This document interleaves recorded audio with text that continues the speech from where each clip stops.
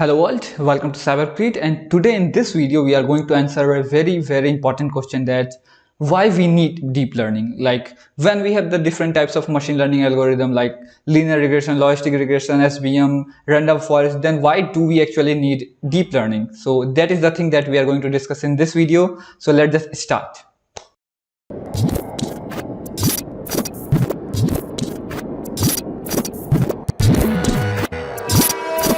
As we all know that there are many different types of machine learning algorithms like linear regression, logistic regression, support vector machine, decision tree, random forest, and many other variation of that. But even though those algorithms are there, why we need actually deep learning? To actually know why we actually need deep learning, let us just see what is deep learning. So as you can see here in this beautiful diagram, it's shown that deep learning is just the subset of machine learning, and machine learning, as you know, is the subset of artificial intelligence. And in machine learning algorithms works perfectly well when we have the data that can be linearly separable. Like if you have data points like this, if you plot your data and you see like here is data point, here is one data point, here is data point, here is data point here, and here the different data points. Suppose this is the plot of your data points of two different categories, and if you are trying to solve this simple two-class classification problem like yes or no or 0 or 1 binary class classification, then what we can do, we can just simply separate them with any line in the space. So this is quite easy to solve. And with the help of machine learning models like linear regression, logistic regression, and support vector machine, we can just easily solve them by drawing a line, or we can also use the k-nearest neighbor, and for that we can just basically group them inside one cluster and we can group them inside another cluster, and like this we can basically separate them in very easy manner. But suppose what if we have data that is not very easily linearly separable? So in that case the deep learning comes into the play. So let us just see. If you have the data point something like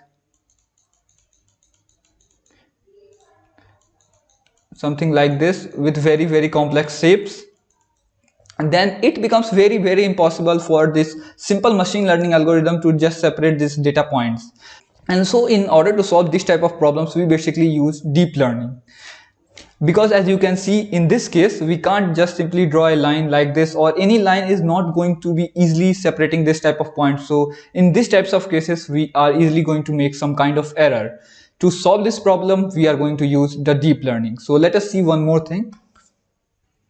So let us see one more reason that why deep learning is so powerful. The another reason is that in machine learning, what we are basically going to do, we are basically going to input the data, we are going to do feature extraction here, and then we are going to perform the classification, and then we are going to get the output as this is car. And if you have been there in machine learning field, then you know the task of feature extraction and feature engineering. Like it is the most crucial part and most important part. And doing feature engineering and feature extraction is one of the toughest part.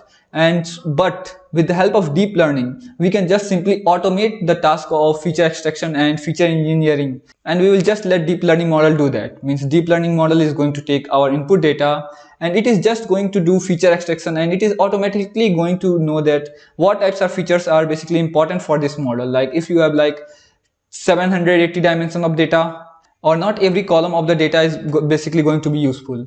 So in feature extraction, what we basically do, we just basically remove the data that are not useful for our model, and we just also try to engineer some more features. But with the help of deep learning, it is automatically going to do that engineering. But it also has some limit. It's not like completely automated, but we have to do less sort of feature engineering in the case of deep learning. So let us see one more thing. And let us see one more important reason why we are using deep learning. So as you can see in this diagram, the performance of the deep learning model keeps on increasing with the increasing amount of the data.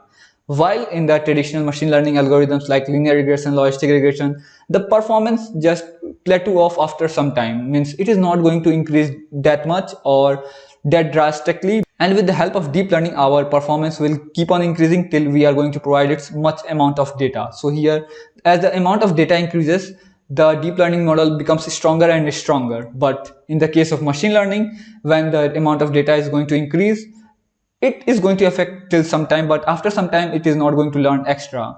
So this is one more reason why we are going to use deep learning. And we are living in the age of data, like we are having tons and tons of data. So with the increase in the size of data, this basically deep learning comes outside. And there is one more interesting field in which deep learning is like blowing up the mind, is that with the help of deep learning we are basically able to generate some great amount of high quality images.